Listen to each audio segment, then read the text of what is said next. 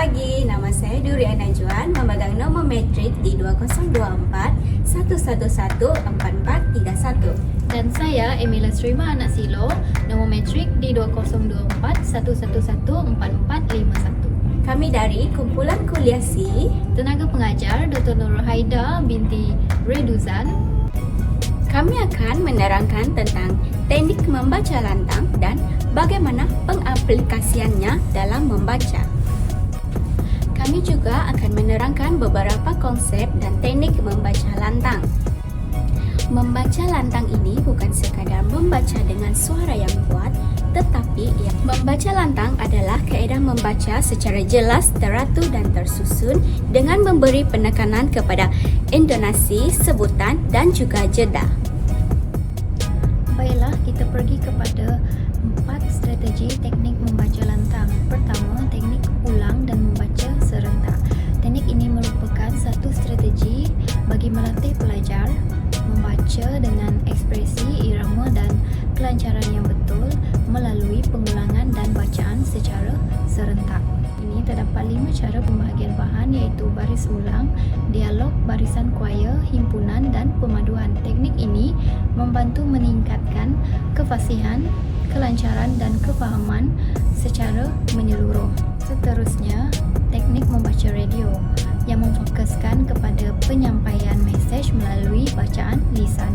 Pelajar yang membaca teks berperanan sebagai juru bahasa radio, manakala rakan lain bertindak sebagai pendengar. Fokus utama teknik ini adalah kejelasan mesej tanpa pembetulan ketika proses penyampaian berlaku. Yang ketiga, teknik membaca gema. Teknik membaca gema digunakan untuk membantu pelajar yang lemah membaca. Guru dan juga pelajar memegang bahan bacaan yang sama dan membaca secara bersama-sama. Di dalam teknik ini, guru dia membaca dengan lebih kuat dan lebih cepat.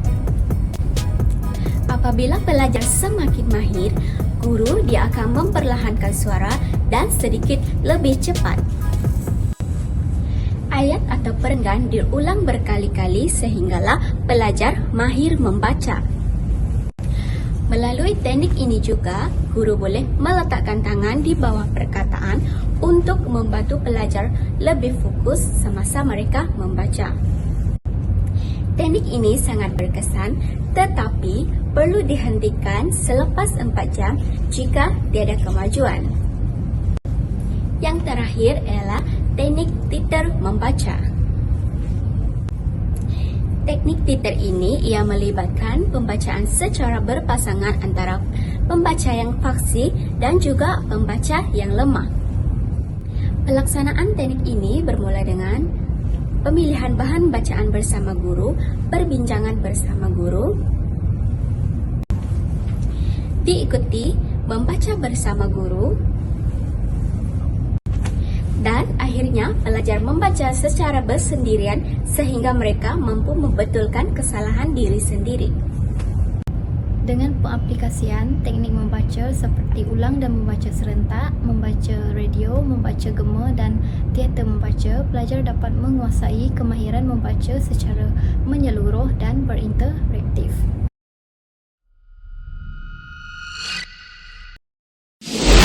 Selamat pagi murid-murid. Selamat pagi, Cikgu. Hari ini cikgu akan membawa kamu untuk membaca petikan yang sudah cikgu tulis di papan putih inilah, okey? Semua bersedia? Sedia. Cikgu akan membaca dahulu, lepas tu diikuti dengan kamu semualah, boleh? Boleh. Jadi, keadaan ini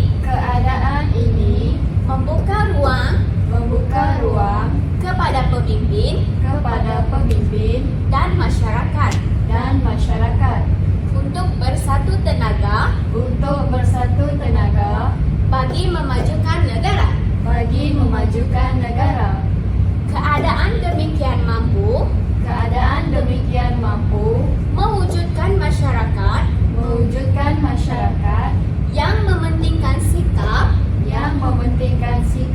bekerja sama. Bak kata pepatah, kebuki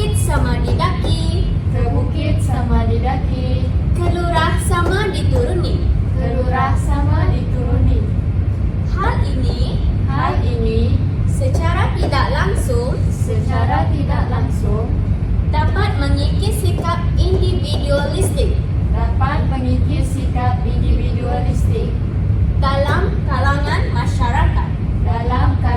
masyarakat. Okey. Terima kasih kerana menonton video ini. Semoga penerangan dan demonstrasi teknik membaca lantang dapat memberi manfaat dan boleh diaplikasikan dalam pengajaran bahasa secara efektif.